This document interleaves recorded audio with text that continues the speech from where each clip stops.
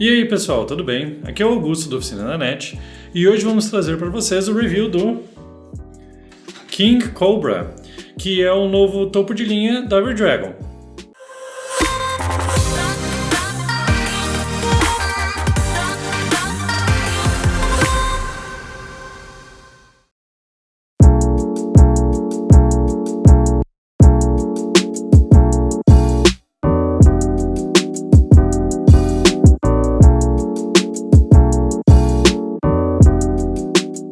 Vamos começar então introduzindo a vocês quem produz o mouse. A Redragon é uma marca chinesa que, em geral, foca em produtos de custo-benefício e normalmente de baixo custo também, como por exemplo o Redragon Dark Avenger, que é um teclado mecânico RGB de R$200. Nós já fizemos review aqui no site e também no nosso canal do YouTube, como vocês devem estar assistindo. Porém, dessa vez eles foram à frente e lançaram um produto topo de linha, um modelo high-end, que é o Redragon King Cobra. Ele é basicamente uma evolução do Cobra somente, então se vocês pesquisarem no Google por Cobra, vai aparecer um modelo mais barato, mas não se engane, não é este modelo que está aqui conosco. Falando sobre o acabamento externo, ele é exatamente igual ao do Cobra, que é o que eu acabei de mencionar. Então, se você quiser comprar este mouse, preste bastante atenção nas especificações, pois externamente não há nenhuma diferença. Na parte de cima do mouse temos acabamento emborrachado, e você pode ver aí na tela que ao passar o dedo fica um pouquinho de óleo da pele ali.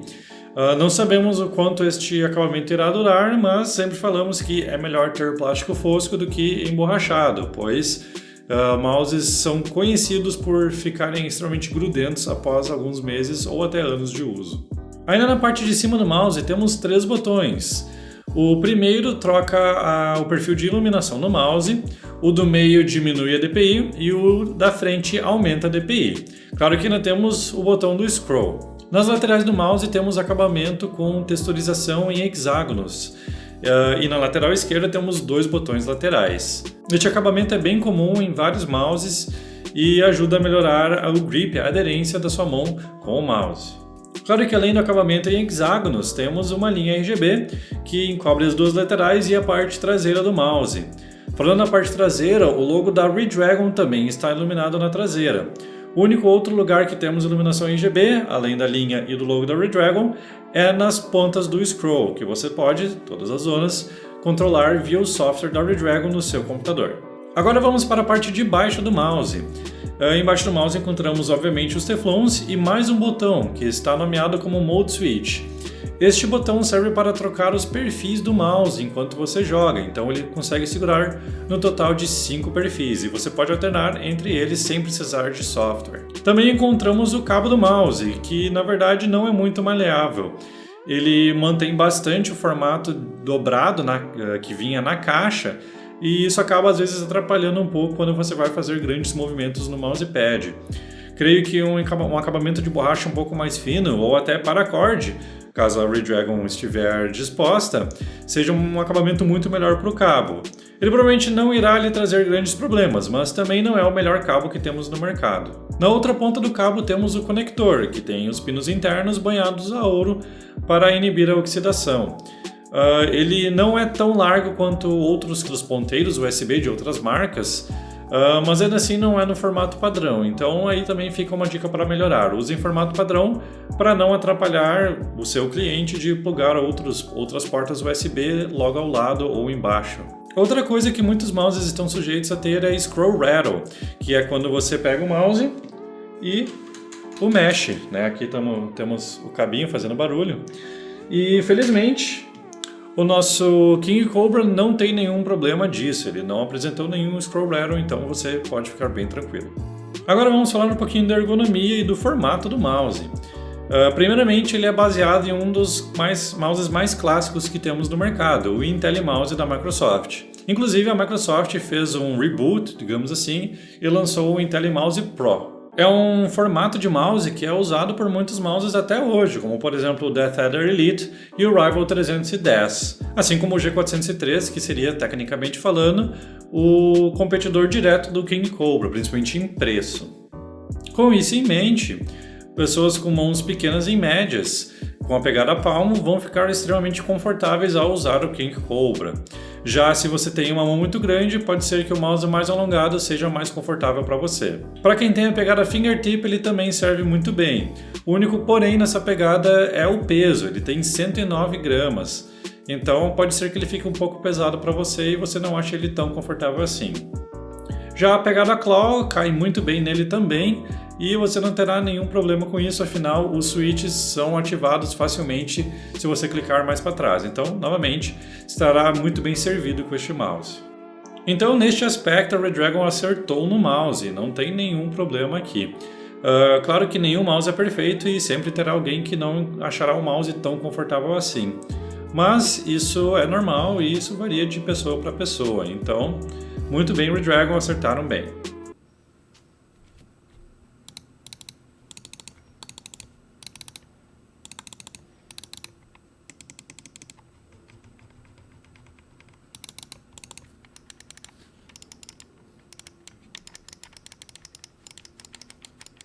Agora vamos para a construção interna do mouse, que também nos interessa bastante. Temos que lembrar que ele usa um sensor PMW3360, que é um sensor topo de linha. Então, depois nos testes de rastreios, queremos ver excelentes resultados nos testes. Nos switches principais encontramos a maior vantagem, digamos assim, do King Cobra, switches ópticos da Lightstrike. Estes tipos de switches não contam com ativação via metal. Quando a luz é bloqueada dentro do switch, ele é ativado. Sendo assim, problemas como o double click são totalmente eliminados e a durabilidade do switch deve ser calculada por horas em que a luz do switch fica ativa e não por cliques, como eu acabei de falar. Isso traz várias vantagens, por exemplo, você nunca terá double click e o atraso de clique que temos em vários mouses com switches mecânicos comuns é totalmente eliminado, afinal não há a possibilidade do ferro que ativa ficar balançando e por acaso acidentalmente encostar novamente. Então temos tempos de resposta dos switches muito mais baixos. Então só há ganhos aqui. Parabéns à Redragon por implementar este tipo de switch de boa qualidade em seu mouse. Mas claro que não é só botões principais que fazem o mouse, temos os botões laterais, os superiores e também o do scroll. O codificador do scroll é de uma marca chamada F-Switch e que já apresentou vários problemas em outros mouses. Então, quem sabe numa atualização no mouse a Redragon possa arrumar isso. Claro que também contatamos a Redragon para saber o motivo da escolha deste switch, dessa marca. E a resposta deles foi que a taxa de RMA é menos de 1%.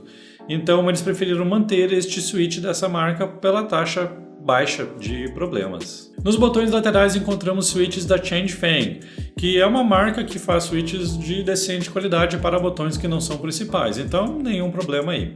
Já nos botões superiores, que são os de troca de DPI e de troca de modo de iluminação, encontramos switches Huano Red, que são de excelente qualidade na verdade. Eles não são um TTC, nem um all-round da vida, mas ainda assim são de boa qualidade. Ficamos ali naquele meio tempo, porque usar switches Huano Red nos botões principais e Changfeng nos laterais, quando eu poderia fazer todos, por exemplo, da Huano, mas ainda assim não posso reclamar, são bons switches e excelente escolha também.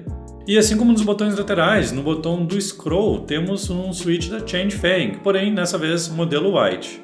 A controladora do mouse é uma Holtec de 8 bits. Ela controla tudo no mouse, como por exemplo a iluminação.